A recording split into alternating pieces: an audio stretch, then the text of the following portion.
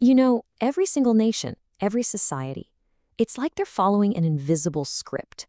It's this set of rules and gut reactions that's been written not by some committee, but by the unique pressures of history and geography.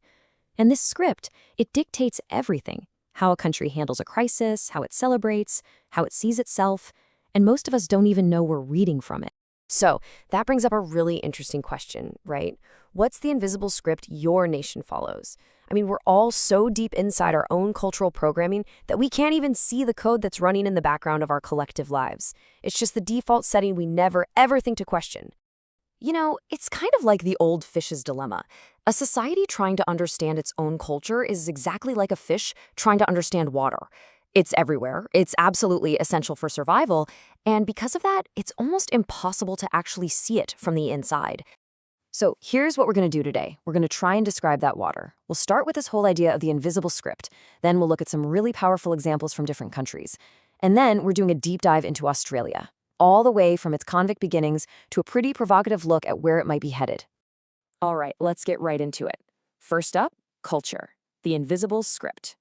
This is where we unpack that core idea that a country's collective behavior is basically pre-programmed by its own past. Next, to really see how this works, we're going to look at some scripts from around the world, a few case studies that show this cultural programming in action. Okay, so just look at the difference between China and America, for example. You've got China, with 2,000 years of these brutal, repeating cycles of chaos and dynastic collapse. What does that do? It forges a deep cultural hunger for stability and order above absolutely everything else. And then you have America, born on this massive, untamed frontier that writes a totally different source code, one built on rugged individualism, liberty, and, yeah, a pretty healthy suspicion of authority. Or how about this one? Two totally different survival scripts. The Afrikaners in South Africa, facing constant conflict and isolation, they developed what's called a logger mentality, this sort of circle the wagons, fortress-like mindset. Now, contrast that with the Jewish diaspora. After 2,000 years of exile and persecution, survival meant developing skills that were portable: intellect, community bonds, and the ability to adapt fast. Two different histories, two completely different cultural playbooks.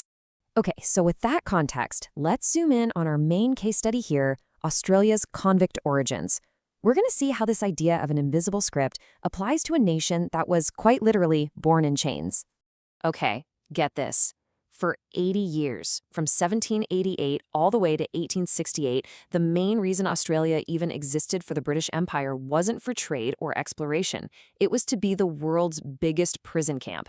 And this isn't just some historical footnote. No way. This is the first chapter, the foundational text of its entire invisible script. And the scale here, it's just mind-boggling. More than 160,000 convicts were shipped halfway across the planet. But it's so important to get this next part. These weren't, hardened supervillains. Not at all. We're talking about petty thieves, people who stole a loaf of bread, cast out from a pretty brutal Now here's where it gets really interesting, and it's totally counterintuitive. You'd think a country founded by criminals would be a nation of rebels, right? Well, the argument here is that the exact opposite happened. The country went through this massive cultural overcorrection, developing an almost pathological obsession with being law-abiding, all to erase the shame of that original felon brand. And that's the key takeaway. A nation's founding trauma can create a cultural reflex that echoes for centuries. And you can draw a straight line from this instinct to what people now call the Australian nanny state. I mean, the colony literally started as one big welfare state. The governors handed out food and tools just so people could survive. That early dependence on a central authority, baked in by a really harsh environment, well, it became a cultural habit. A habit so ingrained that even today, about 16% of working-age Australians depend on government payment. So that brings us to Section 4, the nanny state's response. How does this deep-seated cultural reflex actually play out when a modern crisis hits? Let's check out a scenario that the author uses to test this very theory. So the author lays out this hypothetical scenario, a terror attack in Sydney. Now, it's a fictional event, but it's used as a sort of stress test, right? To see how Australia's cultural programming for safety and state control would kick in. And the predicted response? Well, it's swift, decisive, and follows that cultural script to a T. Two main steps. First, make the gun laws even stricter. Second, bring in new laws to clamp down on hate speech. For Australia, these aren't seen as radical moves. They're seen as the default, logical response. And you can totally see why this response feels so right there. After the terrible Port Arthur massacre back in '96, the government brought in massive gun reforms, and mass shootings dropped by 59%.